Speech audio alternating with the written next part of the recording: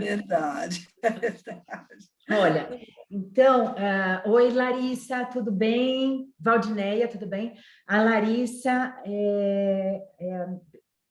depois ela vai se apresentar, ela é a coordenadora de um dos programas que estão te convidando hoje, que é Tá. o programa de atividades lúdicas da UFCJ, e a Larissa, como coordenadora também, a gente, na verdade, assim, o carro-chefe desse programa de atividades lúdicas é a Brinquedoteca da UFCJ. Então, Todos são da mesma universidade.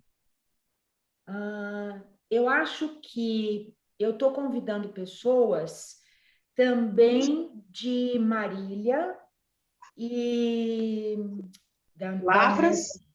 Lavras, estou convidando Lavras, Marília, me ajudem aí, acho que aí, porque então são 3 grandes grupos aqui que vão Marília, estar convidados. A Unesp de Marília, né, o pessoal de Marília, o pessoal da Federal de Lavras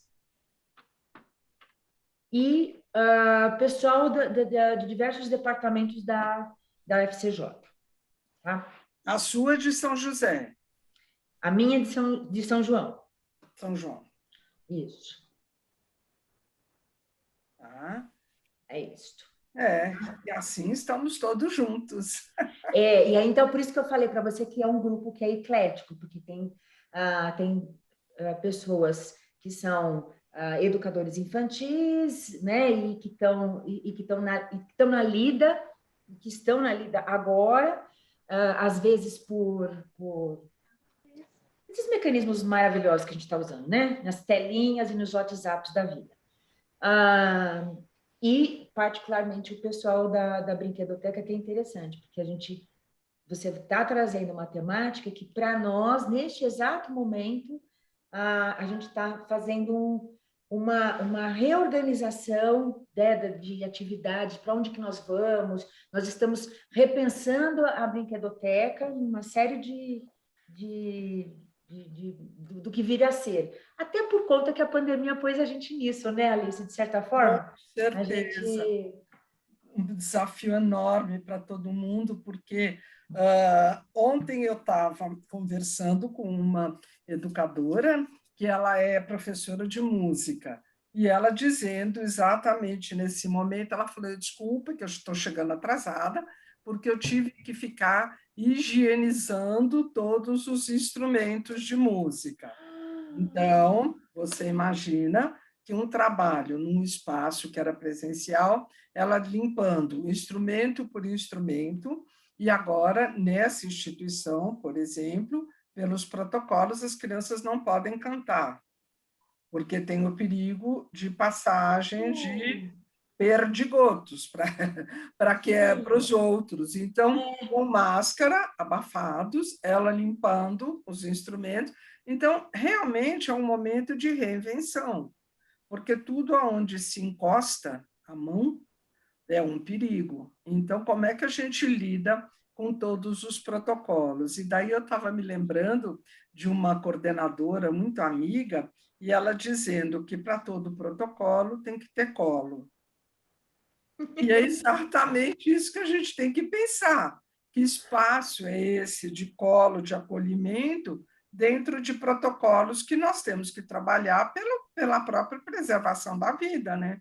Porque senão numa escola vai um passando para o outro. Os professores aqui em São Paulo começaram a vacinar hoje. Hoje foi o primeiro dia de vacinação a partir de 18. Então, até todo esse grupo ser vacinado, isto, primeira dose, porque é óbvio que daqui a 3 meses ainda tem 90 dias a segunda dose. Então, é um cenário que a gente realmente tem que pensar, porque essa vacina, a corona, por exemplo, você 3 semanas depois já toma a outra. A AstraZeneca, não. A AstraZeneca são 3 meses. 3 meses. E aqui em São Paulo, quem está sendo vacinado hoje ou é Oxford ou é Pfizer. Então, a corona não tem. Não, que agora eles estão invasando a segunda, né? para a segunda dose? Vai demorar, eu acho que acredito que pelo menos aí parece que somente em julho que nós vamos ter uma nova remessa grande da Coronavac. Enquanto não chegar insumo para poder invasar, produzir, não sai do lugar. Então, tem um monte de gente com segunda dose atrasada, tem de tudo. E agora você me fez lembrar de uma coisa que é perigoso, porque o pessoal está tudo assanhado, assim, não, a gente já está para vacinar, a gente já está para vacinar. E dá essa coceira de tipo, já tomei a primeira dose, né? Dá para se assanhar um pouco mais. E aí, essa coisa de retorno de escola. Eu estou ouvindo, conversei com uma escola esses dias, de Tiradentes, que eles estão assim, eles são a última leva da fila, porque primeiro vão ser os menorzinhos, né? Depois da fila da escola. Então, nem começou os menorzinhos, mas parece que há 2 semanas os menorzinhos vão estar sendo vacinados.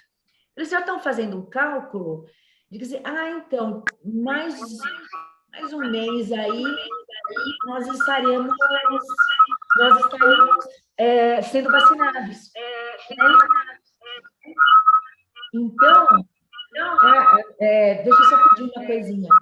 Tirem o som. Tem algum microfone aberto. Isso. Aí, obrigada. Senão, você pode deixar que também passe por aqui também. Porque senão faz microfonia. E eles já estão todos assanhados com isso, Alice. Quer dizer, é mais uma preocupação ainda em relação a... É um outro problema, né? A vacina trazendo um outro problema. A gente não pensou antes. E o que eles falam é que depois da segunda, ainda tem 15 dias para você poder dizer, ou seja, tem chão pela frente. Verdade. Gente, deixa eu dar um novo boa noite aqui, porque a gente começou o papo do momento, né? O papo do... e já tinha dado boa noite para quem tinha chegado. Então, eu acho, Alice, que a gente poderia já estar dando início aqui para a nossa conversa. Deixa eu só tentar ver se eu consigo tirar. Maria Angélica, você consegue tirar aqui o vídeo? Pronto. Ficou maior ainda. Ficou... Maria Angélica ficou... Isso, pronto. Não sei mexer muito nisso aqui não, viu, Alice? Bom, então, nós teremos hoje, né, esse prazer assim, muito grande, inenarrável de estar com a Alice Proença com a gente aqui, uma amiga querida. Aliás, deixa eu até te contar, eu estava vendo a última vez que eu te abracei de verdade. Fácil de olhar. 21 de março de 2019. Que você autografou o teu livro. Foi a última vez que a gente se viu também, Alice, presencial, assim, gostoso, de poder abraçar, legal. Foi a última vez. Então, gente, a Alice preparou para nós um material super bonito. Já fiquei apaixonada pelo material, acho que vocês também vão gostar muitíssimo. E aí a gente combinou o seguinte, eu passei algumas perguntas para a Alice, e ela, né, já fomos debatendo sobre essas perguntas, e ela vai integrar essas perguntas na própria discussão que ela já foi preparando para a gente, tá? E a nossa ideia é criarmos aqui um bate-papo. Então, evidentemente que eu aqui vou fazer às vezes de estar puxando aí, né, a corda das primeiras perguntas, claro, né, assim, para a gente dar uma quebrada, uma aquecida, mas para deixar o espaço para vocês utilizarem, aproveitarem, beberem do conhecimento dessa querida aí que manja tudo, é fera de Reggio Emília. Depois, inclusive aí falando um pouquinho, né, da bibliografia da Alice, ela é professora do Instituto de Singularidades. Eu estou aqui, mostrei o livro dela, né? Acho que algum de vocês conhece o livro dela, que é esse aqui. Deixa eu pôr assim bem bonitinho. Alguns de vocês já me mostraram que conhecem, que já leram e tal, que é a prática docente. Docente, a abordagem de Reggio Emílio, eu trabalho com projetos, portfólios e redes formativas, que tem um pouco aqui no nosso papo para a gente conversar sobre isso. Eu estou gravando. A minha ideia, Alice, é a gente depois poder estar divulgando esse material lá no YouTube da vida, né? Inclusive porque tem gente que já me avisou que não poderia comparecer agora e que pediria para poder estar assistindo de novo. Então, eu falei, não, tudo bem, vai estar certo, não tem problema, a gente vai deixar disponível para as pessoas poderem estar te assistindo depois. Em relação ao horário... Só uma coisa, dá uma olhadinha depois, porque estão escrevendo que tem pessoas tentando entrar na sala e não estão conseguindo. Estão pondo no chat. Dá uma olhadinha, para você ir liberando, que agora já... entrou um monte de gente agora. Obrigada, Alice. Não é que estou pedindo, está escrito. Vou deixar aberto aqui o meu clique no Admit, que assim fica mais fácil para eu ir controlando eles. Questão de horário. Infelizmente, pessoal, a gente tem um horário meio rigoroso, nós teremos que terminar às 19 horas, impreterivelmente, né? Então, assim, dá para a gente fazer esse bate-papo gostoso com a Alice, mas quando chegar mais ou menos pertinho deste horário, eu vou avisando para a gente poder fazer o fechamento bacana, tá bom?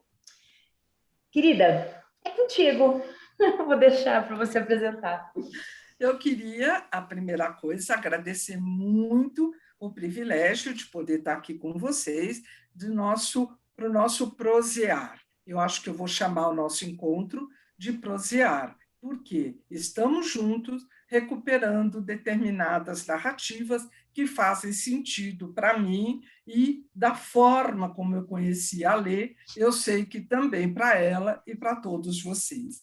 Nós nos conhecemos em 1999, na pós-graduação da USP. Eu fazia o meu mestrado, pesquisando a questão do registro, da escrita das professoras, e a Lê, já nesse olhar brincante, fazendo o doutoramento dela, também pensando nessas possibilidades nas escolas. E uma coisa muito interessante, porque nos conhecemos na sala de aula da Tijuco, e as duas fazendo o mesmo curso, e era o olhar, a disciplina, que era do olhar desse brincar na constituição dos sujeitos em formação. Então, eu fui recuperar isso porque eu acho que as narrativas elas são fundamentais na construção do olhar do registro, da documentação, desses espaços compartilhados, tanto virtualmente quanto presencialmente, mas o quanto nós precisamos, cada vez mais, recuperar essas narrativas, recuperar essas histórias de vida, recuperar esses percursos, para que a gente possa, cada vez mais, significar. Sem sentido, nada vale a pena. Por isso, eu acho que a coisa mais importante nesse momento é que, cada vez mais, a gente olhe para a ponta do nosso fio condutor. Olha só, eu trago aqui, que eu gosto muito de mostrar esses fios que vão se constituindo, essa ponta desse fio que nós vamos buscando, e é essa articulação que nós vamos fazendo que eu acho que vai dando para a gente a possibilidade de olhar para isso tudo e descobrir esse sentido. Essas atividades lúdicas, brincantes, o que é isso? Ainda mais em tempos de pandemia, em tempos de privação de uma presença, e eu acho que é nesse momento que eu me desafio a trazer agora essa apresentação sucinta que eu fiz para vocês, mas eu acho que vai trazer também uma conexão interessante. Lê, vocês enxergam? Tá bem? Me ouvem bem também? Ok, vamos lá, para a gente começar o nosso bate-papo, o nosso prosear. Por favor, se vocês, à medida que eu for falando, anotem as questões para que, quando terminar, aí na sequência vocês entrem com as questões, porque se vocês puserem no chat agora, como é muito comum, eu perco, porque eu não vou conseguir ler e seguir na apresentação. Vamos lá. A primeira imagem que eu trago aqui, afinando o olhar, a escuta, para refletir sobre a própria prática. O que isso vai querendo nos trazer? Vai querendo nos mostrar o quanto é fundamental a diversidade em qualquer uma das propostas que nós temos. Eu fiz o meu mestrado, como eu disse, na questão do registro, e eu fiz o meu doutoramento pensando na questão dos projetos na abordagem de Reggio-Emília. Reggio-Emília me encanta de uma forma muito forte pelos valores que a comunidade inteira atribui a todas as propostas. E a diversidade, para Loris Malaguzzi, que é o grande organizador de toda essa proposta, é algo que é absolutamente fundamental. E quando nós paramos para olhar, para pensar nos tempos que nós vivemos, eu acho que cada vez mais os valores têm que ser ressignificados. E quando eu penso que esse fio condutor, como eu mostrei para vocês, que ele vai sendo tecido cada vez mais a partir das histórias de vida, eu acho que, afinal, o olhar vai nos mostrar a possibilidade de responder a uma pergunta fundamental para todos nós educadores: o que me move? Eu acho que essa pergunta, essa força motriz que nós temos, é que vai cada vez mais nos dizendo por onde podemos caminhar, com que sentido, e buscando fazer pela compreensão e não fazer pela repetição. Eu acho que aqui entra uma primeira provocação bem interessante na construção do nosso olhar desse prosear de hoje.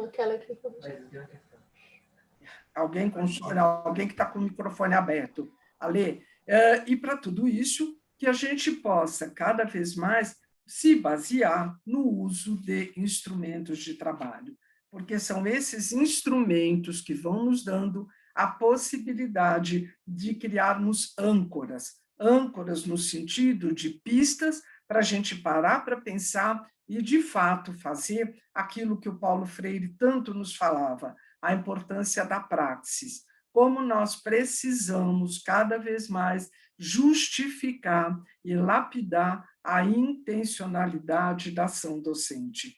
E os instrumentos metodológicos, como registros, como documentação, cada vez mais eles entram com essa possibilidade de se transformarem na nossa caixa de ferramenta no cotidiano.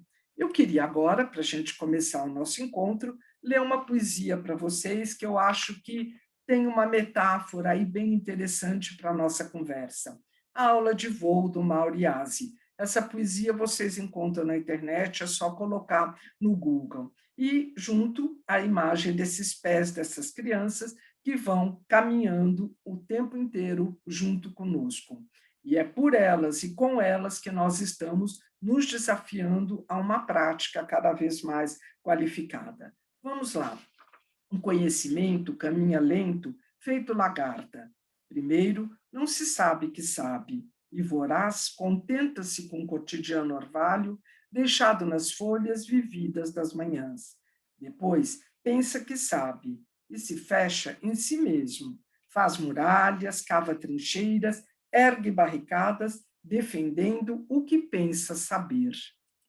Até que maduro, explode novos voos, rindo do tempo que imaginava saber ou guardava preso o que sabia. Voa alto a sua ousadia, reconhecendo o suor dos séculos no orvalho de cada dia. Mesmo o voo mais belo descobre um dia num ser eterno.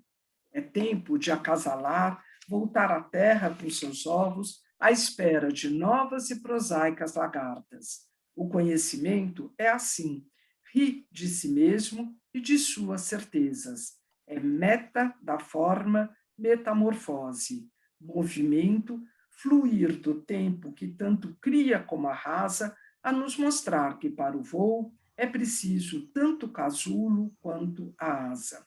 Eu acho que pensando nos registros, pensando nos projetos, cada vez mais nós vamos percebendo a possibilidade interativa que cada vez mais nós possamos, do mesmo jeito que o voo e ao pouso, a lagarta e a borboleta, nós possamos cada vez mais criarmos conexões. Eu acho que esse é o nosso grande desafio.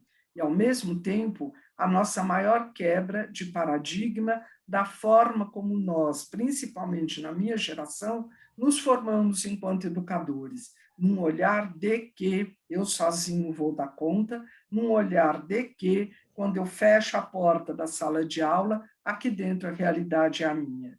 E hoje nós percebemos nesse olhar brincante, interativo, nesse olhar que os outros são fundamentais na construção do meu próprio conhecimento e na construção de conexões interativas que possam trazer cada vez mais novas possibilidades de aprendizagens. Olha só, vamos aqui começar com verbos de ação, verbos que vão cada vez mais qualificando o nosso percurso no sentido de que essas conexões vão trazendo problematizações para o meu dia a dia.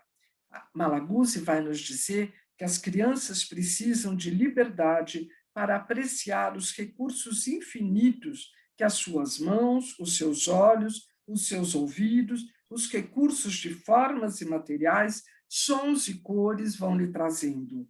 Olhem só, nós não temos mais uma única possibilidade, mas nós temos uma possibilidade de um olhar interdisciplinar, como esses olhares todos que vocês veem nessa imagem que nós temos aqui, como tudo isso, da mesma forma que o primeiro slide trouxe para vocês, nós temos aqui infinitas possibilidades. Eu gosto muito de trabalhar com os grupos usando uma expressão que é as brechas. Nós precisamos cada vez mais olhar para os espaços que nós temos entre uma coisa e outra. As brechas significam possibilidades de novas interações. Vamos lá, alguns verbos que vão cada vez mais qualificar a construção de registros de documentação, qualificando a nossa postura de educador, pesquisador, compromissado cada vez mais com a qualidade das suas intervenções junto às crianças. Vamos lá, estou dizendo intervenções e não interferências. Interferências cortam processos, interferências ferem o outro. Intervenções são situações que eu vou possibilitar que o outro, a partir da minha crença, da potência de todos os sujeitos que estão comigo no meu grupo, vão poder mergulhar na construção de novos conhecimentos. Olhar e observar a importância da construção do nosso olhar para que cada vez mais o outro possa ter essas situações criadas no cotidiano. Porque o nosso papel enquanto educador é, na abordagem italiana para a educação infantil de Reggio Emília, é cada vez mais nós nos transformarmos em propositores de contextos de investigação. A partir da nossa observação daquilo que está mobilizando as crianças e os nossos grupos, como é que eu posso criar contextos para que elas mergulhem nas próprias experiências?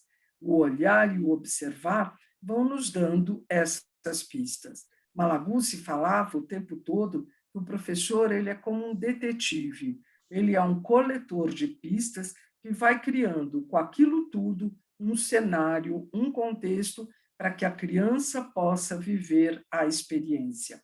O conceito de experiência, no olhar do Larosa, ele é extremamente potente, porque experiência é o que me afeta, é o que me toca, é o que faz sentido. Portanto, eu não posso viver a experiência pelo outro, mas eu posso observar um cenário e criar situações onde o outro possa mergulhar nas suas pesquisas. Dessa forma, a escuta, o verbo escutar, ele é fundamental na abordagem de Reggio Emilia. A escuta significa uma metáfora diante da construção do conhecimento, porque a escuta vai dizer para nós que a criança é feita de 100. A criança é feita de 100 formas de olhar, de mergulhar nas suas pesquisas, de conhecer o mundo. E a sociedade, a educação tradicional, corta tudo isso e diz para a criança o quê? Que só vai ter valor, no caso, o português e a matemática. E nós descobrimos que não. Todas as linguagens expressivas são fundamentais para a criança, em especial na educação infantil, o brincar. E é esse brincar que também se transforma nesse gancho, quando vocês, nesses dias, nesses tempos, nesse ano que as crianças estão em casa, como podemos ser propositores de situações brincantes para essas crianças que estão longe umas das outras, longe dos seus professores, numa outra realidade familiar, diferente da escola, mas que fios são esses que nós podemos estabelecer conexões. E aí o registro ganha uma força muito grande, porque no que eu registro, pequenos fragmentos que eu vejo, que eu escuto, que eu observo, eu vou criando essas tramas para que as crianças possam ter a continuidade dos seus desejos de investigação. Registros e documentação, eles são frutos de interpretações, reflexões que vamos fazendo a partir de todos esses episódios e pequenas pistas que observamos e que vão nos mostrando o que é que as crianças, de fato, têm desejo e curiosidade. E aqui Malaguzzi entra com uma contribuição extremamente importante, que é a importância do professor como um profissional do maravilhamento. Olha que coisa linda, né? Nós sermos chamados de alguém que se maravilha diante do mundo. Olhar o mundo com olhos de criança. Olhar esse mundo curioso, olhar esse mundo de quem se encanta. E nós, adultos, na própria vida, na contemporaneidade, nesse movimento que nós fomos, assim, quase que empurrados a mergulhar, nós simplesmente vamos para frente, para frente, para frente, e paramos, e não paramos para pensar nas coisas que, de fato, são, para nós, significativas. E as crianças, o tempo inteiro, elas vão se fortalecendo nessa postura que Paulo Freire falava que ele era um professor menino, porque tinha uma orelha que sempre perguntava. E as crianças, o tempo inteiro, estão nesse exercício do porquê, para quê, o que é, e como que nós, professores, mergulhados nessa postura desse educador provocado e perguntador, nós podemos sair de um lugar de quem foi, vamos dizer, formado para dar respostas, para alguém que se transforma num eterno perguntador. Dessa forma, as provocações vão sendo muito bem-vindas. Olhem o brilho nos olhos desse bebê que avidamente quer conhecer o mundo, que sorri com os olhos, e como ele nos provoca, em especial, a fazermos uma leitura do que ele está querendo nos dizer com o corpo. E nós, muitas vezes, educadores nos falam: nossa, mas o meu grupo ainda não fala. Mas não fala com palavras, e fala com o corpo, com os olhos, com o dedinho apontando o que eles querem saber, engatinhando até determinada direção. Então, como nós vamos sendo desafiados a olhar para tudo isso de um outro lugar. E essa é uma provocação muito interessante, porque no momento em que, como dizia o Leminski, eu vou ver com outros olhos, eu vou abrir para outras perspectivas, novas aprendizagens, eu vou cada vez mais mergulhando. Essas provocações são desafios e convite à participação. Quando pensamos na abordagem de Reggio Emilia, num pensamento que é projetual e não é programático, cada vez mais nós temos que nos abrir para nos colocarmos em jogo. Isso é um desafio muito grande, porque requer essa abertura, requer uma ousadia e requer algo que é muito desafiador, que é lidar com a incerteza. Eu não sei o que vai acontecer. E quando eu me abro para um pensamento projetual, para estar junto com as crianças, nessa relação, nesse olhar brincante de quem está ali na presença, no estar junto, é que eu vou percebendo que as pesquisas podem ser compartilhadas. E nesse exercício de pesquisar junto com as crianças, eu vou mergulhando nessa construção de sentidos. Aqui nós temos uma provocação bem interessante. O mesmo nós que se refere a nós, grupo, nós, amarração, sustentação. Vamos lá. Nós precisamos, as crianças precisam desse exercício de segurança que, quando eles estão na escola, os professores é que trabalham com as crianças, trazendo essa segurança para o seu grupo. As crianças com seus pais nas telas, a segurança delas depende de um adulto. Olhem só, até num avião, quando nós estamos viajando, a primeira coisa que falam é, numa situação de emergência, primeiro os adultos ponham a máscara para depois ajustar a máscara de uma criança.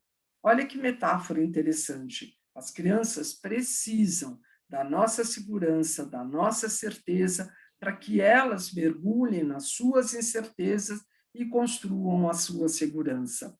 É dessa forma que aquilo que eu disse no começo, os valores vão dando pistas para a construção de sentido. Olhem só, observar, escutar com o olhar, com sensibilidade, quem, o que, quando, como, quando, onde, que são essas possibilidades dessas perguntas nos darem material para a construção dos nossos registros. É essa observação que cada vez mais vai nos dando esse trabalho com os instrumentos metodológicos como ferramentas do educador. Olhem só, observação, planejamento, registro, avaliação e a reflexão. 5 instrumentos fundamentais para o educador.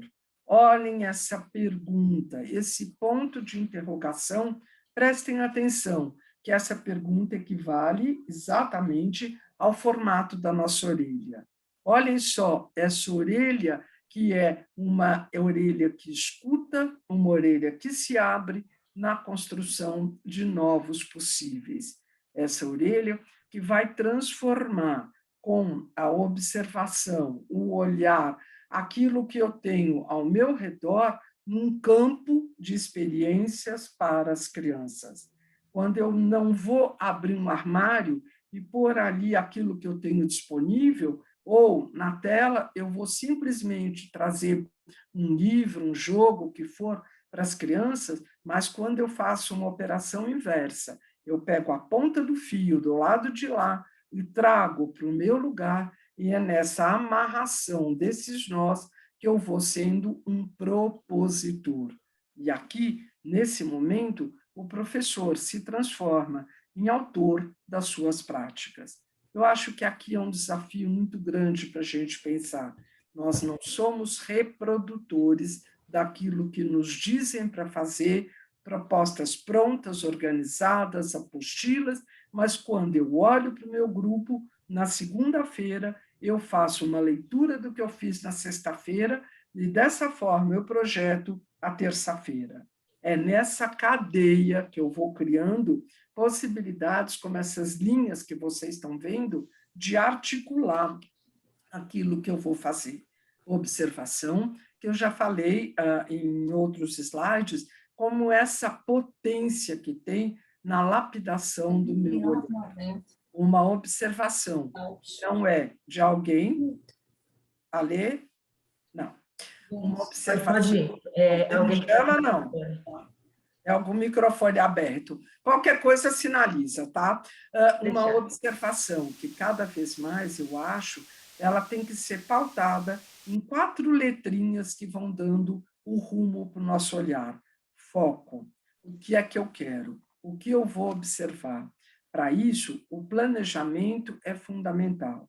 Madalena Freire falava algo que eu acho muito forte dentro dessa proposta, que é: quem olha tudo, nada vê. Então, quando eu mergulho num movimento de escolhas, a partir daquilo que eu estou querendo, de fato, perceber, para poder ou constatar uma hipótese prévia que eu tenho, ou para ser um propositor sem saber muito bem a resposta, eu estou mergulhando naquele exercício de pesquisa. Para isso, esse planejamento, que na Itália eles chamam de organização, vai me dando cada vez mais referências para aquilo que eu vou usar na criação dos meus contextos de investigação. O registro, como eu disse, feito por fotos, um registro feito dos comentários das crianças, um registro feito daquilo que eu trouxe como proposta, um registro feito como avaliação, no sentido do que deu certo, do que não deu. Por quê? Os registros, muitas vezes, eles vão se pautar no erro, e é no erro que, cada vez mais, nós vamos mergulhando em novas aprendizagens. O erro é construtivo e aquilo que o Piaget fala para nós o tempo inteiro.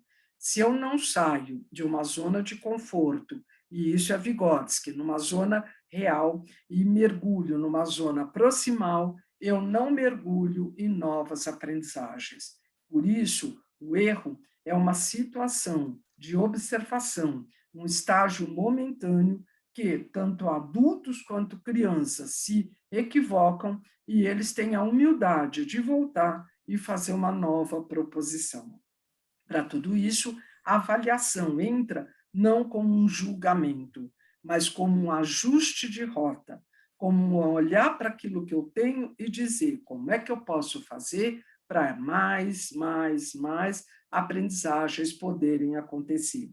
Os instrumentos metodológicos, eles foram criados por Madalena Freire e Paulo Freire. Paulo Freire, na década de 80, quando foi secretário da Educação da Prefeitura de São Paulo, introduz esse material junto à equipe. Madalena introduz esse trabalho no espaço pedagógico e ela escreve uma coleção de livrinhos muito interessantes. Quem tiver interesse em mergulhar nessa proposta, eles se chamam Instrumentos Metodológicos 1 e 2, e são 2 livrinhos pequenos, mas extremamente potentes de material, como material de trabalho. Uma pena que estejam muito difíceis de achar, mas se alguém conseguir, compre, porque além de tudo eles são super baratos, mas são material belíssimo e riquíssimo. Eu acho que com todos esses instrumentos nós vamos sintetizar numa afirmação: o educador vai aprender cada vez mais, aprender a ensinar. Eu vou aprender a ensinar, porque, voltando em Paulo Freire, aprender e ensinar são as duas faces como uma gangorra. Aquilo que, num equilíbrio, num momento eu sou alguém que estou aprendendo com o outro uma experiência nova, e no outro momento eu sou alguém que compartilho com o outro aquilo que eu já construí. Para tudo isso, os eliciadores são fundamentais. Os eliciadores são essas perguntas que vocês estão vendo aqui numa proposta da Fundação Maria Cecília Souto Vidigal, a partir de um trabalho feito em Harvard, quando eles trazem essas perguntas que são básicas na composição, desde um TCC, uma pesquisa de mestrado, um planejamento de um professor. Então, o porquê, a justificativa, o que é que eu quero com isso? Para quê? Os objetivos que estão ali envolvidos, com que, o que conteúdos, que conceitos que estão implícitos, como diz a Itália, trabalha muito no olhar de conceitos. Aqui na educação brasileira, usa-se muito a relação com conteúdos, mas, na verdade, quais são as grandes aprendizagens que estão envolvidas? Para tudo isso, os tempos que eu tenho disponíveis, os espaços que eu vou poder trabalhar para mergulhar nessas investigações e quais são as propostas que eu vou poder fazer junto aos meus grupos. Cada vez mais, a intencionalidade da ação docente, como eu já disse, essa praxis pedagógica vem à tona. Quando eu vou construindo argumentações para as minhas propostas, de descrições e narrações, eu vou mergulhando na construção de argumentações significativas. O que isso é? Na construção de boas perguntas. A Itália nos mostra, e a pandemia mais do que nunca, como é que eu posso criar perguntas que me tiram da zona de conforto e vão mostrando, por exemplo, a parceria entre a escola e a família, que até então, em muitas e muitas escolas, a família era até o portão. Como é que eu posso, no olhar da Itália, por exemplo, ter a família o tempo inteiro conosco? E hoje, mais do que nunca, esses vínculos que na pandemia foram construídos, como é que eu posso olhar para tudo isso pensando nesse fio de continuidade? Porque quem trabalha com crianças pequenas sabe que toda criança tem uma família junto. E como que eu posso trazer a possibilidade das aprendizagens das crianças se tornarem cada vez mais visíveis para que essas famílias percebam o valor do papel do educador?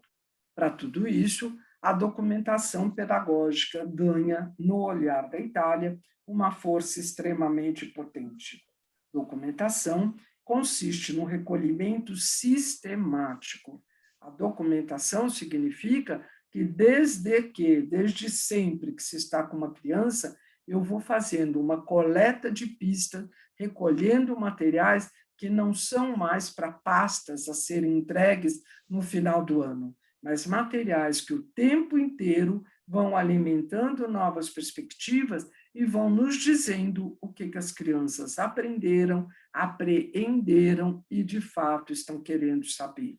A documentação vai mostrando que uma exposição estética desses materiais escritos, dessas imagens, vídeos, painéis, palavras das crianças, produtos gráficos, entre outros, revelam processos.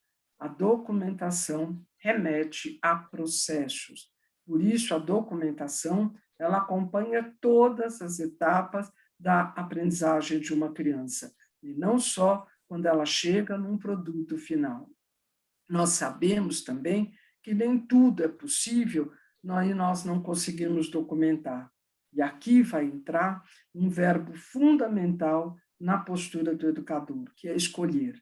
O educador faz escolhas, o educador seleciona, e nós podemos fazer esse exercício junto com as crianças. Isso é fundamental. Nós nunca tiramos tantas fotos como atualmente. Nós temos aquele leque de 50 fotos e muitas vezes não temos uma lapidação prévia da intenção do que queremos com aquilo. Mas nós podemos também, nesse espalhar de fotos, nessa projeção de fotos que vamos fazendo em grupo, fazemos as nossas escolhas, porque o olhar do outro é fundamental para fazer isso.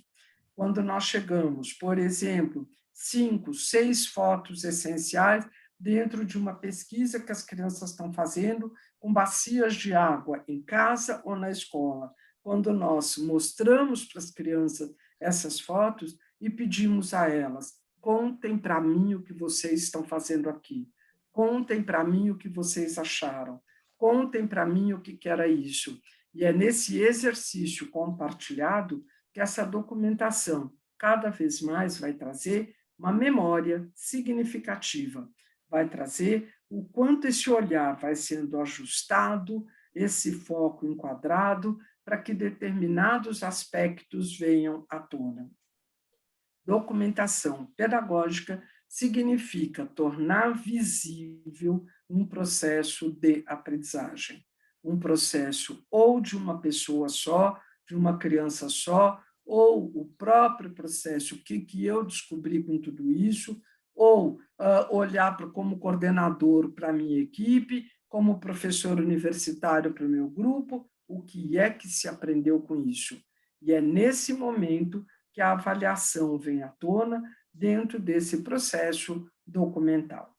Uma outra coisa extremamente importante, o Alfredo Wellos foi um grande pesquisador do trabalho de Malaguzzi, e ele é espanhol, e ele foi para a Reggio Emília e esteve durante 5 anos fazendo a sua tese de doutoramento, acompanhando o percurso de Loris Malaguzzi.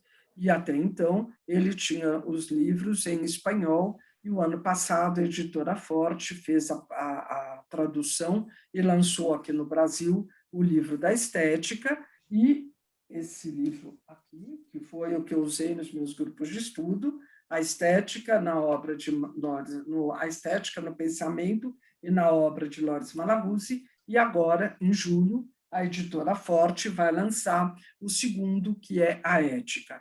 O terceiro é a política. Então, os 3 grandes princípios que guiam o pensamento de Malaguzzi. Um livro absolutamente interessante e convidativo para quem quer mergulhar nessa abordagem. Alfredo Wellos, então, traz para a gente, e uma outra provocação que eu acho muito forte dentro de tudo isso, para crianças em casa, crianças conosco nas instituições, mas a importância do desenho. O desenho é a primeira forma de escrita de uma criança, é a primeira forma de representação. E nesse momento, neste ano, agora em Régio, é o grande foco de estudos, os desenhos das crianças. Cada vez mais se olha, porque o desenho é uma forma de intermediar o que as crianças estão querendo nos dizer. Então, quase que pensando no Winnicott, nesse objeto intermediário, o desenho mediando pontes, relações do que as crianças estão querendo saber. Carla Rinaldi, que trabalhou com Loris Malaguzzi durante muitos e muitos anos, é atual presidente do Reggio Children, que é a instituição de Reggio Emília, focada na obra de Malaguzzi e na manutenção de toda essa proposta. Ela vai nos dizer: a documentação é esse processo dialético baseado em laços afetivos e também poéticos.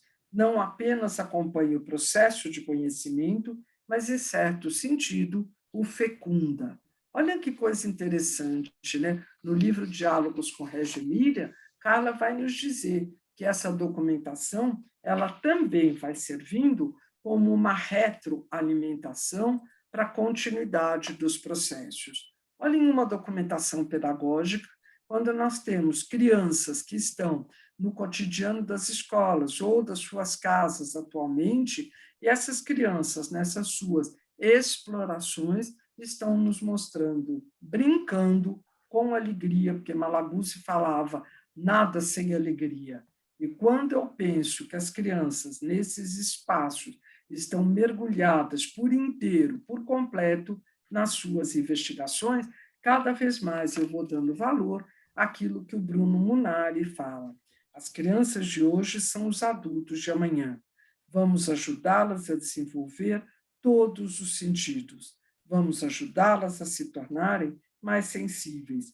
Uma criança criativa é uma criança feliz. Como nós precisamos, enquanto educadores, nesse espaço de registro e documentação, nós estamos ali dizendo para uma criança: a sua pesquisa vale a pena, a sua investigação faz sentido para mim também.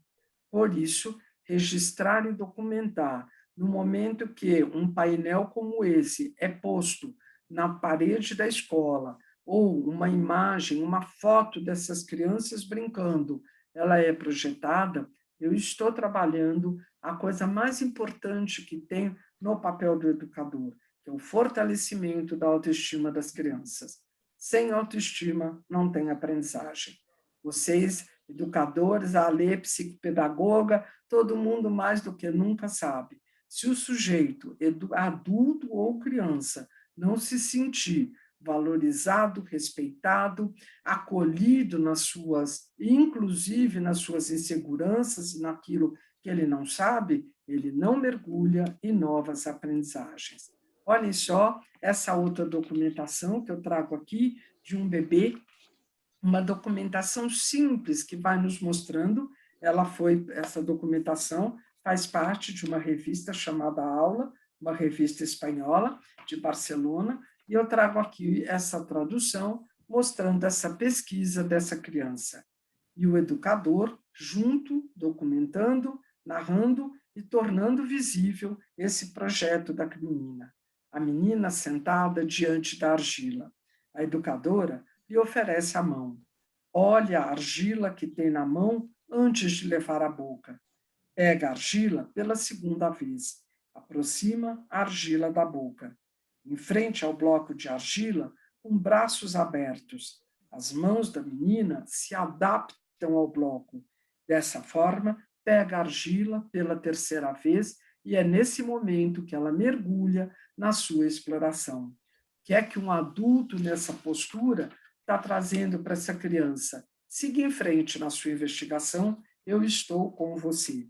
E aqui volta, acho algo que no livro eu trago muito, conceitos relacionados a Piaget. E aqui eu acho que trago uma frase muito forte para Piaget. Todas as vezes que eu fizer por uma criança aquilo que ela pode fazer sozinha, eu estou privando essa criança de aprender. E é nesse exercício, eu não dou para ela o bloco de argila, mas eu estou com ela mediando essa possibilidade de investigação. Dessa forma, nós vamos lapidando a construção da postura do educador, nessa apropriação dos instrumentos metodológicos dessas ferramentas. Vamos lá. Relações entre teoria e a prática. A escuta sensível, a potência da memória, da recuperação do vivido, o gerenciamento desses conflitos. Quando eu olho para confrontos, como eu já disse, como algo que é absolutamente promotor de novas aprendizagens. Como eu olho para as escolhas que meu grupo vai fazendo, que eu faço, quando eu brinco com as minhas professoras, que eu entro numa sala, num espaço, num lugar onde esses sujeitos estão, e você vira e fala, tem a cara do educador que habita esse lugar. Um educador pode sair de um lugar e deixá-lo de uma forma que, ao entrar, eu reconheço esse perfil desse educador nesse lugar. Por quê? Espaços são habitados. Espaços traduzem a autoria e essas escolhas. Os instrumentos que eu já trouxe para vocês, observação, registro, planejamento, avaliação e essa reflexão. Quando eu penso dentro de tudo isso, nesse olhar norteador, num olhar sistêmico, num olhar interdisciplinar, num olhar orgânico que vai trazer a minha imagem de criança. As escolhas que eu faço, um lugar onde, por exemplo, tudo esteja no alto, que eu tenho que dar para a criança aquele material, a minha concepção de autonomia dessa criança, a imagem de uma criança potente para buscar as coisas que de fato ela está querendo, ela vai ser truncada por aquilo que eu estou organizando no meu espaço de trabalho. Outra coisa fundamental, cada vez mais destacar, é o papel das linguagens expressivas. Como eu falei logo no começo, quando meu primeiro contato com a Lê foi pela linguagem do brincar, num curso na pós-graduação, as linguagens expressivas são essenciais como caminhos de comunicação da criança. A literatura, a arte, os tempos, os espaços, o brincar, a música, todas as linguagens em diálogo, nenhuma se sobrepõe à outra. Cada criança vê sentido na escolha que está fazendo, como é que aquela linguagem, para ela, se adequa a uma possibilidade de comunicação. E amarrando isso à problematização, às boas perguntas e os contextos de investigação, aqui mora a postura do educador. Como é que eu posso, o tempo inteiro, ir criando perguntas para que o outro possa mergulhar nessas investigações. Régio Emília vai nos mostrando que a pedagogia é das relações humanas e de aprendizagens significativas. Eu acho que essa é, para mim, a maior contribuição da linguagem da pedagogia italiana para a educação infantil, porque são espaços onde cada vez mais, como nessa imagem desse trevo de 4 folhas, onde essas brechas cada vez mais se abrem e se transformam em janelas de oportunidades. E aqui eu vejo algo fundamental. O importante é não dar nada por concluído. Quando penso em registros e documentação, eu estou pensando um tempo inteiro, fazendo uma metáfora com as telas, nessas janelas que se abrem para novas formas de conhecer o mundo. As interpretações, elas vão podendo ser modificadas e ampliadas à medida que eu caminho e que eu mergulho em novos possíveis. A observação, ela é um processo circular de conhecimento, porque eu registro, eu volto para a minha observação, eu faço uma nova proposição, eu estou mergulhada num processo de conhecimento, de perguntas, que sempre, o tempo inteiro, traduzem essa imagem de uma criança que não se deixa prender em armadilhas, nem em conceitos e conclusões fechadas, mas que o tempo inteiro quer mais, mais, mais. Portanto, quando trabalhamos com crianças, percebemos as possibilidades infinitas. E essas possibilidades infinitas vão nos mostrando que, como essas reticências, cada vez mais nós temos diálogos, trocas e interações. Essa imagem que nós temos aqui é de um livro do Kafka, que eu acho muito interessante, é um livro infanto-juvenil. Se vocês tiverem oportunidade, o Kafka e a escola, a boneca viajante, porque é a história de uma menina que ele vai a uma praça na Europa e essa menina perde a boneca. E ele acompanha esse movimento e ele começa a escrever cartas para a menina para ela poder lidar com essa situação. Nesses registros, eles vão se constituindo enquanto sujeitos e vão cada vez mais criando situações de aprendizagens que são absolutamente formativas e transformativas.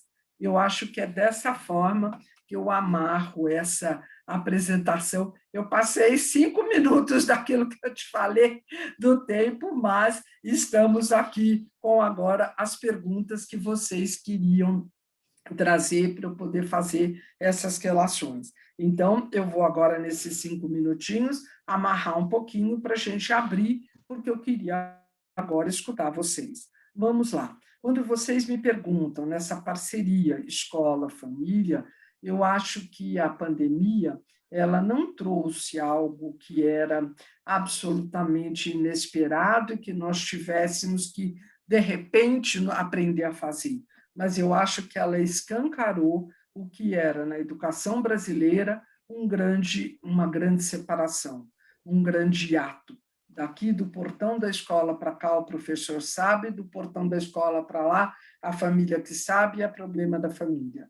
Mas eu acho, volto naquilo que disse no começo, a pandemia trouxe cada vez mais a possibilidade de ressignificar valores. E a parceria escola-família, eu acho que é um valor que precisa cada vez mais ter a sua continuidade.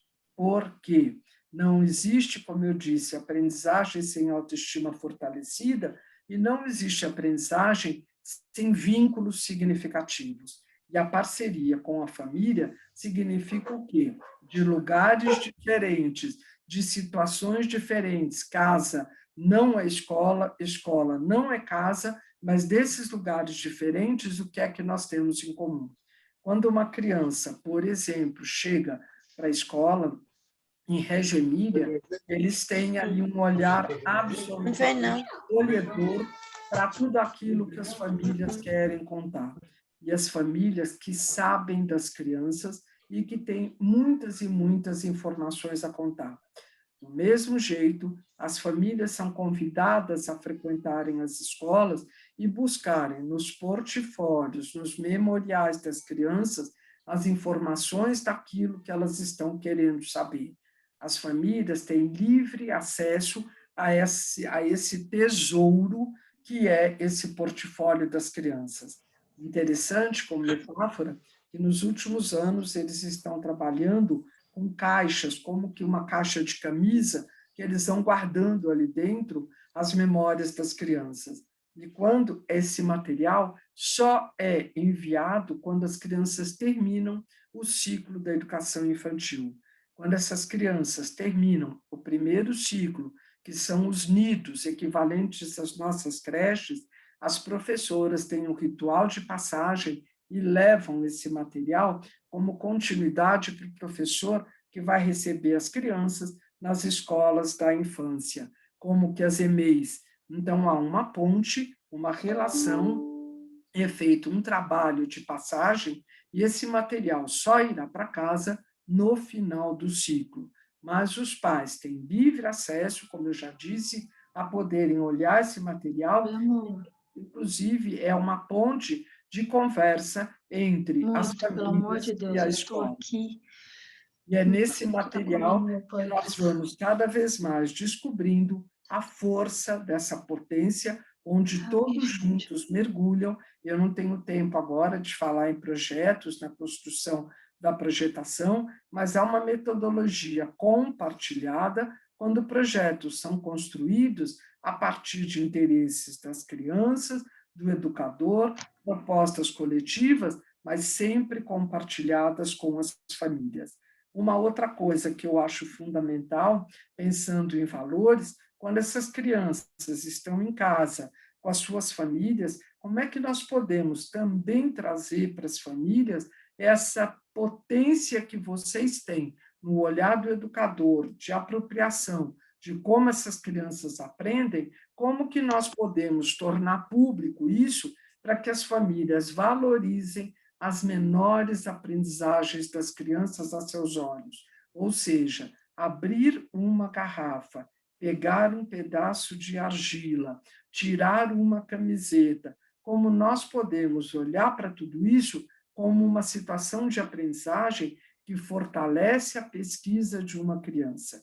E aqui fica, para o educador, o quanto nós tornamos visíveis as aprendizagens da escola para que as famílias possam olhar para tudo isso não como uma simples brincadeira, um simples passatempo, mas que é uma situação de aprendizagem que para a criança é fundamental. A aprendizagem de tudo aquilo que se refere a seu corpo. Pesquisas que as crianças fazem, por exemplo, lavando a mão, pesquisas de uma criança tomando banho, a observação de uma gota de água escorrendo no azulejo do banheiro, a arrumação de uma cesta de frutas que chega da feira. Hoje não é qualquer coisa, é uma aprendizagem para a criança que é extremamente potente. Nós, na escola, fazemos o quê? Criamos situações onde as crianças vão observar os materiais que nós temos ali para perceberem o quê? Cores, formas, cheiros, sabores, tamanhos, nomes, e como que nós podemos mostrar para as famílias que essas aprendizagens são extremamente potentes. E eu acho que é dentro de tudo isso, puxando aquele comecinho que eu me referi à questão da segurança da criança num adulto, eu acho que é nessa segurança que nós vamos todos juntos esperançar, porque eu acredito cada vez mais, volto em Paulo Freire, que o verbo esperançar é a possibilidade que nós temos, inclusive, de manutenção da educação infantil. Vocês sabem que muitas e muitas crianças saíram da escola, muitas e muitas escolas de educação infantil fecharam na pandemia, é uma realidade que é um fato, e muitas vezes, porque nós sabemos a inadequação das telas para as crianças. E nesse momento foi o que tivemos, foi o possível. E com essa possibilidade, eu acho que o nosso grande desafio é mostrar que na tela nós podemos também trabalhar a família percebendo as aprendizagens que as crianças têm. Porque se nós nos juntarmos numa ciranda formativa que torne visível pela documentação, pelo registro, pelas nossas conversas, pelas parcerias, a importância de uma criança ir para a escola. Para complicar tudo isso, há um projeto sendo votado e já foi parcialmente aprovado no processo, no Congresso Nacional, em relação a um projeto de homeschooling. Então, além de tudo, crianças que vão ser privadas da maior aprendizagem que elas têm na escola, que é o contato com seus pares, o contato com adultos, o estar em situações interativas, onde elas têm que se colocar, lutar pelo que elas querem, se expressar e se comunicarem, mostrando a todos o quanto elas são sabidas e capazes de vencer todos esses desafios. É por isso que eu vou agora abrir, passei 5 minutos da meia hora que você me pediu, Ale, mas agora as perguntas, eu trouxe uma síntese de tudo que eu queria falar para vocês e estou aberta às perguntas. Obrigada, querida. Delícia te ouvir. E, como eu falei para o pessoal, né, o material que você trouxe para a gente, extremamente inspirador. Eu acho que eu vou começar te cutucando numa coisa que você mencionou aqui. Eu sei que eu posso ter liberdade de te provocar. Alice, seguinte, você mencionou a questão de que em Régio tem, né, tem todo um cuidado com o material dos registros das crianças, da produção das crianças. Se eu não me engano, inclusive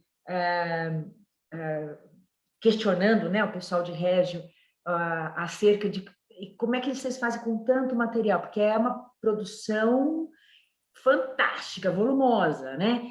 E aí a explicação que me foi dada, inclusive, é que as crianças, olha que interessante aquilo que você falava da documentação, as crianças participam das decisões sobre o que fica, o que joga fora, o que vai ser eliminado, que ninguém já foi, aquilo não fez tanta referência. Então, estou entendendo que tem quando, né, essa entrega, esse momento especial aí da caixa e tal, sejam assim os tesouros mais importantes da criança. Trazendo agora para o nosso pandareco, né, esse pandemônio pandareco, e você mencionou isso, né? A gente está com uma dificuldade de perceber como fazer deste momento que nós estamos aí numa parceria obrigada, né, com as famílias também não gostando muito, mas enfim, ali, sem outra opção, como é que a gente dá algum pulo de gato aí,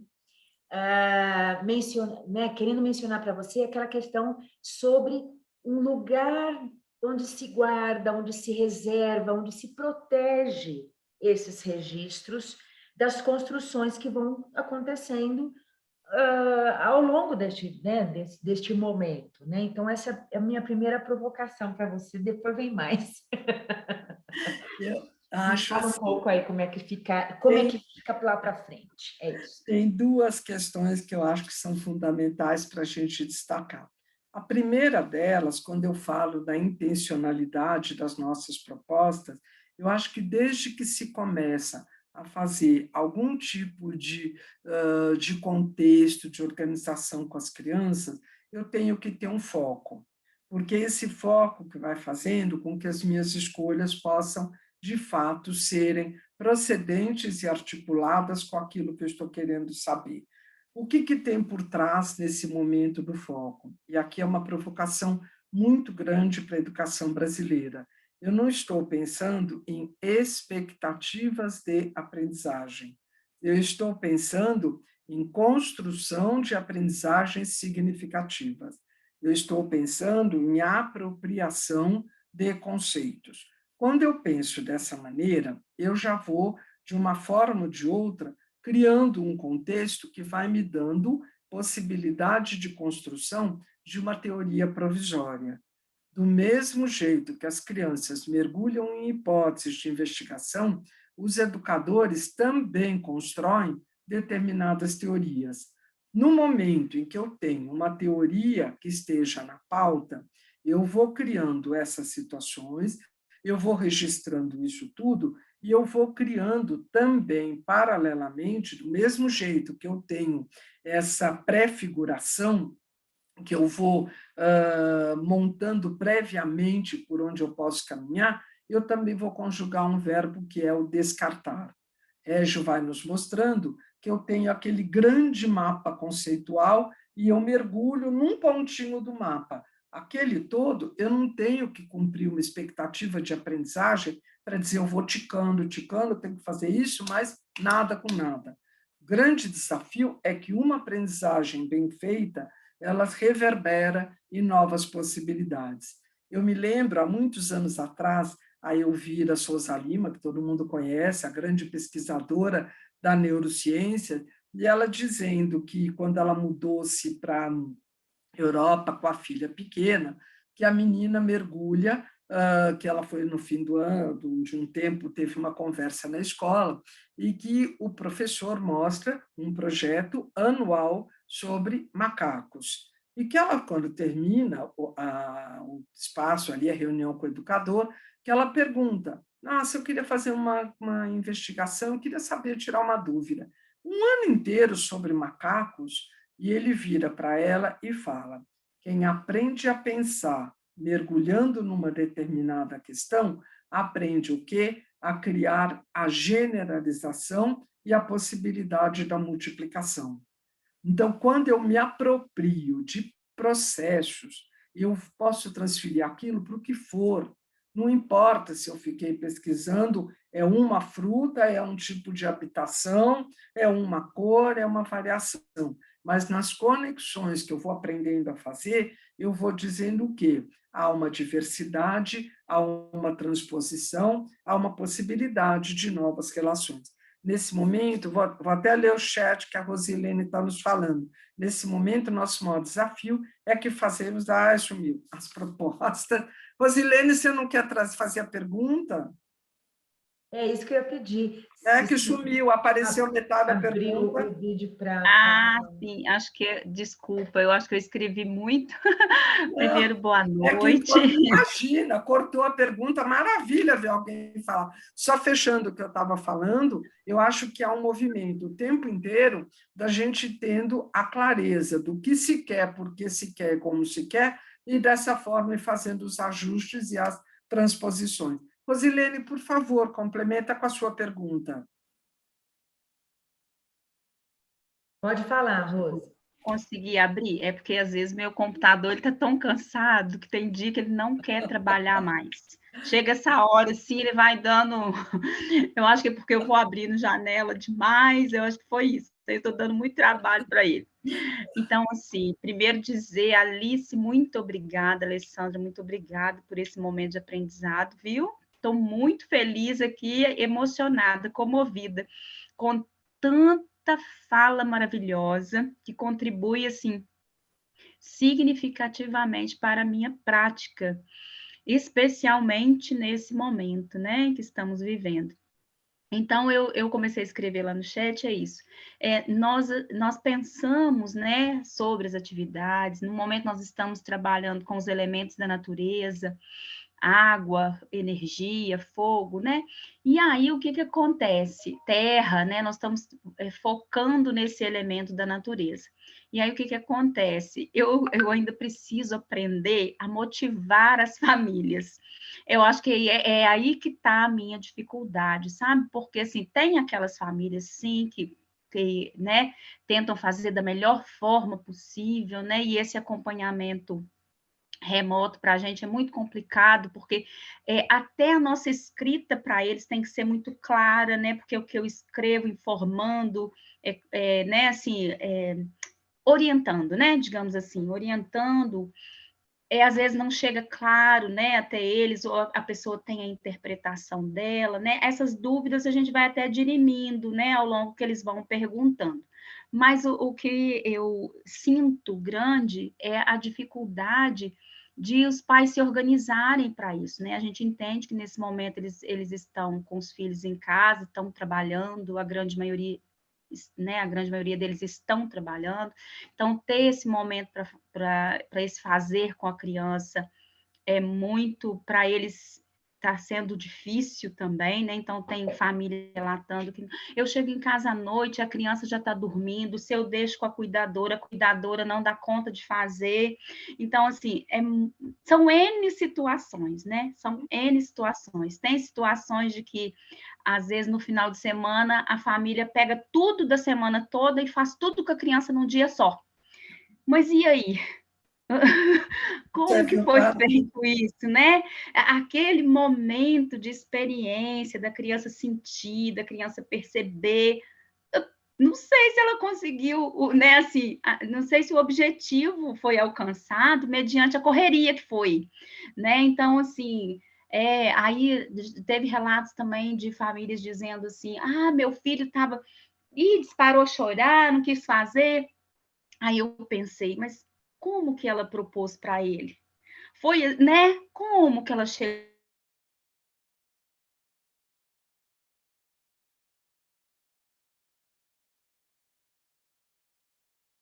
Meu filho, vamos fazer essa atividade aqui, que chegou essa atividade da escola, tem que fazer, tem que terminar. Sabe, assim, gente, eu vou falar que eu tô sofrendo os motes, porque, assim, esse chegar à família também tá muito complicado mesmo. Assim, temos experiências ótimas também, né?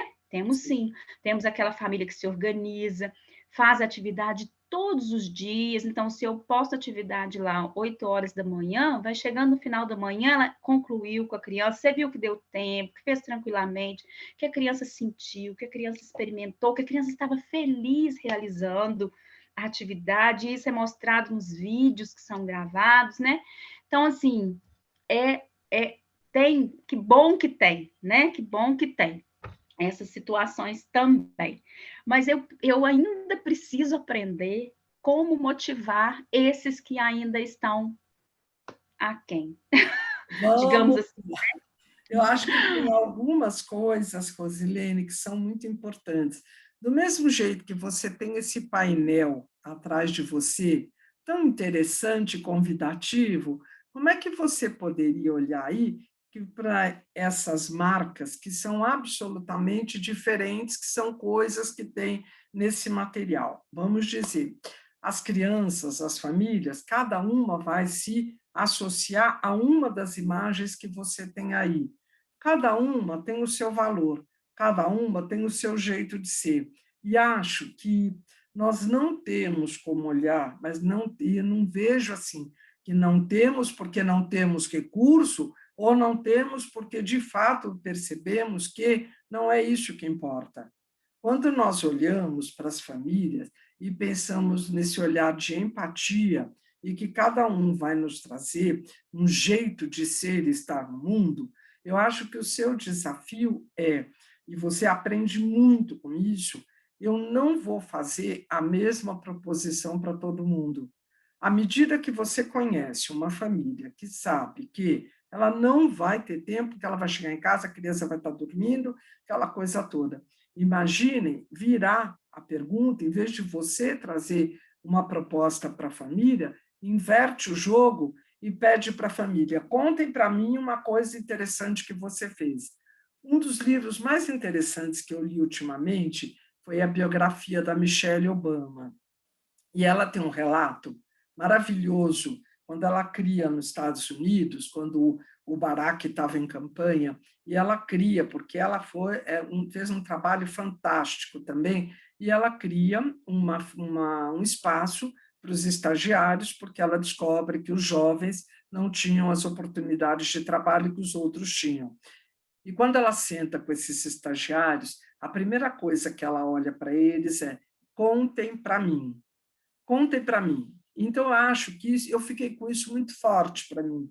E acho que no momento em que a gente olha para uma família e fala, conte para mim, o que essa criança fez hoje? Eu acho que é nesse momento que o seu desafio é inverter. Então, na escuta, você vai, então, porque hoje ele deu trabalho para tomar banho. Conta, e nesse banho, sem qualquer tipo de julgamento. Mas no momento que você faz uma ponte puxando um fio do que é da família para um fio do que é da escola, você está trazendo uma contribuição enorme para as suas famílias. E quem mais sai ganhando com isso é a própria criança. Então, não temos vamos dizer, uma categoria prévia para que eles se encaixem. Vou te dar um exemplo do que eu acho que tem muito a ver com o que você está falando. O ano passado, quando começou a pandemia, a Itália viveu o lockdown muito antes do que qualquer uma das cidades brasileiras, que, na verdade, nenhuma de nós chegou a viver, porque foi meia boca da meia boca, eu não vou entrar nessa discussão agora. Mas eles viveram de não sair de casa por nada, as famílias que tinham criança tinham direito a andar 40 minutos na rua com as crianças, em horários pré-estabelecidos, porque as crianças precisavam fazer exercício, andar de bicicleta, e o resto era confinado em casa. E eles fazem uma proposta que era sobre a captura do vento. Era um projeto que eles estavam fazendo com a cidade, pensando exatamente nessa questão da natureza, e o vento tendo a ver com a respiração, o Covid, a perda do olfato, aquela coisa toda. E, de repente, uma das famílias, num relato, e as crianças começaram a mandar, enviar coisas assim fantásticas. E uma das famílias vira para a escola e fala: eu não tenho que mandar, porque o Régio, hoje em dia, tem um número de imigrantes enorme, famílias árabes que mudaram para a Reggio Emília, que moram em lugares muito pequenos também, e essa mãe vira para essa educadora e fala: eu não tenho como fazer isso. Olha só, eu tenho que, até para cozinhar, na hora que eu vou fazer o pão na minha casa, até para abrir o forno, eu tenho que estar com essa criança junto. E a educadora problematiza: e quando ele abre o forno, o que é que sai? E essa criança começa a trabalhar o vento como o bafo que sai do forno. Você percebe? Muda o lugar. Nós não temos que encaixar aquilo naquilo que você previamente trouxe como uma prescrição de uma possibilidade. Mas, na sua autoria, com a clareza do que você quer, você inverte. Então, no relato do outro, você puxa um fio condutor para mostrar: há aprendizagens em todos os lugares. Abrir uma janela, entrar o ar, sair de um banho, como é que tudo isso vai se transformando num material riquíssimo? Porque eu não tenho uma única verdade, eu tenho muitas. Essa é a nossa grande potência enquanto educadores, que temos aí muitas histórias para contar. Eu não sei se eu te ajudo. Nossa, Alice, como que a gente, né, assim, por isso que é maravilhoso, né, ouvir, essa escuta é maravilhosa, e ainda mais vindo de uma pessoa tão bacana, tão experiente, com tanta coisa para contar, né? Que Obrigada. bacana, eu não havia nunca pensado nessa possibilidade, olha só, não é? Então, agora, daqui para frente, eu vou refletir mais, né, a respeito do que essas famílias estão vivendo, do que eu posso, como você disse, inverter e puxar o fio deles, né? Ai, que ótimo, amei. Agora, quanto ao painel, posso contar um pouquinho a história desse painel? Pô, nós temos 3 minutinhos aí para isso. Nossa, acho que não dá para contar a história. Mais quer fazer pergunta. É que eu acho não, que a então Amanda pode está deixar. com a mãozinha levantada para fazer claro, pergunta. claro. Se alguém quiser, porque esse painel se não, depois você pega meu e-mail e me manda a história do painel, tá bom? Ai, que dó. Isso, Rose. Eu acho que a Amanda quer fazer. Amanda, pode ser, Amanda? Você quer entrar com o vídeo? Olá, boa noite. Tá Olá, dando para boa mim? noite. Foi difícil entrar, gente, desculpa, perdi o comecinho. E eu tô até no celular, porque no computador não consegui de jeito nenhum. Bem, queria agradecer, né, em nome do CRIA, do Programa de Extensão, mas a presença da Alice, né, a organização também da Alessandra, mas também queria fazer uma pergunta. Na verdade, eu tenho, como diria a Alessandra, tenho zilhões de perguntas, não é?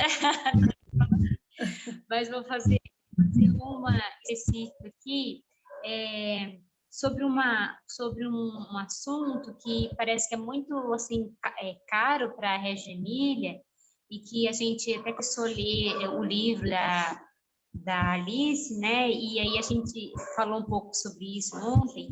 E aí eu queria perguntar um pouco, Alice, assim, sobre o que você entende, assim, que é essa cultura de grupo que você, né, trata assim um pouco no livro, e até na perspectiva da formação do professor, também na perspectiva da formação das crianças, né, que eu acho que é um assunto assim que a gente precisa ainda entender muito para continuar avançando assim, né, sobre a abordagem de Reggio Emília.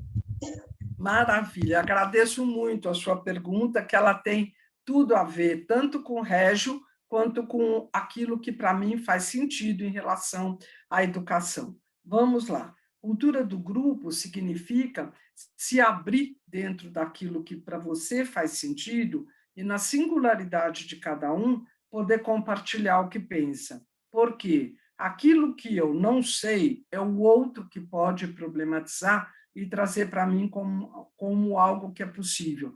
Quando, por exemplo, a Rosilene me faz uma pergunta e ela fala, nossa, eu estou pensando sobre isso. No momento em que vocês todas estão nas suas janelinhas, nas suas casas, ouvindo os outros, na sala de aula, a cultura do coletivo significa o quê? Nós vamos lapidando e criando objetivos em comum. Aqui eu acho que é um dos maiores desafios da escola, porque nós temos cada um querendo trazer uma verdade e, de repente, nós temos aqui, enquanto uma instituição, algo que seja uma verdade compartilhada, tanto para aquela escola, quanto para as famílias que fazem parte daquela escola, como para a comunidade do entorno da escola. O que é, a meu ver, cada vez mais, um ponto de integração entre tudo isso? É o projeto político-pedagógico da instituição. E esse projeto, pela própria estrutura da educação brasileira, ele virou, desculpem a expressão, mas gaveta, porque ele é gaveta. Metade dos professores que entram na instituição sequer sabem o projeto que é daquela instituição. E quando nós temos, numa determinada escola, os valores que guiam aquelas escolhas, eu estou dizendo, são 2, 3, 4, não são mais do que isso. Mas nós temos que caracterizar se aquela escola está falando, por exemplo, que eu estou criando cidadão do mundo, que é uma frase que aparece em todos os projetos, vocês podem até imprimir na internet que tem um projeto para achar com essa expressão. Mas o que é ser cidadão dentro da minha escola? Como é que eu posso ser cidadão e ver uma criança jogar fora lanche que sobrou? Então, que exercício que é esse? Eu vou traduzir daí, Amanda, esses valores. Pensa, olha na minha mão, o V, quando eu olho em duas coisas que você vai responder nesse V de valor, pensando nessa articulação. E isso é Reggio que nos mostra o que e o como. O tempo inteiro eu tenho que ter a clareza do que eu quero para poder fazer as escolhas de como eu consigo agir para que isso possa acontecer. E é o que eu, como tanto é, que a abordagem de Reggio Emília tem na bicicleta, em Loris Malaguzzi, o seu símbolo. Por quê? Teoria e prática, o que e o como, os conceitos e os procedimentos nessa articulação, quando há um sujeito que faz as suas escolhas e vai dirigindo isso numa determinada direção. Então, quando você me fala essa cultura do coletivo, significa que todas as pessoas que estão naquela instituição compartilham valores. Eu estou falando de formação que eu faço, por exemplo, desde o porteiro da escola. É o porteiro, a faxineira, é a moça do banheiro, é quem for, todas as pessoas têm que compartilhar um valor. Vamos supor, pegando um exemplo básico, autonomia, que é um valor essencial para qualquer criança. Eu não posso trabalhar, ter autonomia, como uma meta do projeto da escola, ter uma pessoa no banheiro que vai lá e abaixa a calça da criança para ir no banheiro. Então, que autonomia é essa se é o outro que está fazendo por ela? Eu não posso ter uma autonomia com uma família que chega na escola com a mochila da criança na mão dá a mochila na mão do educador e a criança fica ali no meio olhando, ela não mexe uma palha para se autogerenciar. Então, quando eu digo que a autonomia é esse valor que vai nos guiar, desde o momento em que a família vai visitar uma escola, pensando no caso da particular, para conhecer o que naquela escola é essencial, tem que ser muito claro. Aí eu acho que o quanto é fundamental a transparência da intenção. Nessa escola se preserva o quê? A autonomia, a sociabilidade, a parceria escola-família e a cidadania, ponto. Então, são esses valores que vão aqui formar esse gancho de sustentação de uma proposta. Eu não sei se responde para você, mas é o que eu penso sobre isso. Respondeu sim, obrigada. Eu não sei se alguém mais quer fazer algum comentário, se não, Flávia, muito bom, que bom. Se ajuda para alguma coisa, maravilha. Eu queria, então, para a gente ir fechando, por conta do nosso horário, que eu sei que todos têm, eu queria ler uma pequena poesia, que do mesmo jeito que eu comecei com a aula de voo, eu queria fechar com Adoro Reticências. É uma poesia do Nilson Furtado, e ele vai nos dizer: aqueles 3 pontinhos intermitentes que insistem em dizer que nada está fechado, que nada acabou, que algo sempre está por vir.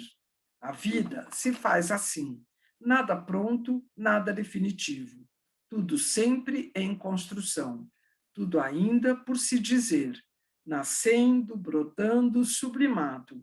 Vive assim, numa eterna reticência. Para que colocar ponto final? O que seria de nós sem a expectativa da continuação? E eu acho que é essa expectativa que vai nos movendo, nos guiando, nos desafiando. Eu estou na escola há 49 anos, eu entrei com 17, eu tenho 66 anos, e eu falo, a cada dia é uma nova questão, um novo desafio, uma nova provocação, como lidar com as telas nesse momento. Então, eu acho que é isso que eu trago para vocês aqui no nosso prosear. Ai, que delícia. Alice, vamos fazer uma foto de todo mundo. Eu não sei se eles abrem janela ou não. Não sei como é que funciona. Vamos, gente. Topam todos aí. Legal. Todo mundo boa abrir a janela. Adorei. Tô nessa vibe agora, Alice, de sair tirando foto A gente faz de uma página, depois faz da outra. Quem quiser abre, quem não quiser não abre. É democrático, claro, aqui total. Enquanto eu abro aqui, eu queria aproveitar para agradecer. Eu estou apanhando do Zoom. Total. Muito obrigada. Aqui, ó. Obrigada pelo carinho. Obrigada, Larissa. Eu vou fazer a foto, então. Quem puder, aparece. Quem não puder, não aparece. Que hoje em dia a gente fala... pronto, abri aqui. Deixa eu mudar de tela. Consegue aí? Pronto. Ai, que legal. E não aparece na imagem, aparece no nome, dá no mesmo, não é? Gente, tá dentro. Muito obrigada pela atenção, muito bom estar com vocês. Eu desejo um fim de semana de descanso, de paz, porque eu acho que, mais do que nunca, nós, educadores, precisamos disso, e que cada vez mais a gente possa ter a certeza do que é que nos move. Olhar o mundo com os olhos de criança, nessas eternas perguntas e desafios que a vida vai nos colocando. Estamos vivos, tomem vacina, rezem para que tudo isso passe logo e que a gente possa, numa outra oportunidade, nos encontrarmos presencialmente. Alê, muito obrigada de coração. Vacina, sim, com certeza. Ai, pois é, não, mas eu já estou com vontade de fazer Alice Encontro 2, porque eu acho que deve ter um monte de coisas bacanas para a gente discutir depois desse banho de conhecimento que você passou para a gente, Alice. Agradeço muitíssimo, tanto em nome da atividade, do programa de atividades lúdicas da Brinquedoteca, quanto do CRIA. do pessoal que tem também né, participando aqui do grupo da Elieusa. Eu achei que né, é um tempo muito curto para a gente poder estar lidando com questões tão poderosas. Só te agradecer e lamento muitíssimo de ter que... Eu tô na base, assim, parece o síndico, né? Estou desligando o som, fechando a porta, mandando todo mundo embora. Estou me sentindo horrorosa nessa. Vontade de fazer um monte mais de perguntas para você. Querida, um beijão enorme, te cuida aí. A gente se marca próximo desse encontro. Vocês, no primeiro slide, tinham o meu e-mail. Quem quiser fazer alguma pergunta, alguma coisa, que vocês estão com material, usem, abusem, divulguem, só com a fonte, lógico, né, que tá mandando material para vocês, mas me perguntem, tirem dúvidas. Eu acho que o papel da gente aqui nessa vida é circular as informações, porque isso é a cultura do coletivo, Amanda. Quando a gente é diferente de antigamente, que cada um tinha o seu caderno, a sua posse, e hoje, quanto mais a gente traz tudo isso à tona, mais nós vamos percebendo outras possibilidades. Por isso, vivam e mergulhem nesses mundos possíveis. As crianças agradecem o tempo inteiro. Um beijo de coração para todo mundo, tá bom? Tchau, até. Tchau, tchau. Tchau, gente. Obrigada. Valeu. Bom fim de semana. Para você também, querida. Valeu. Obrigada.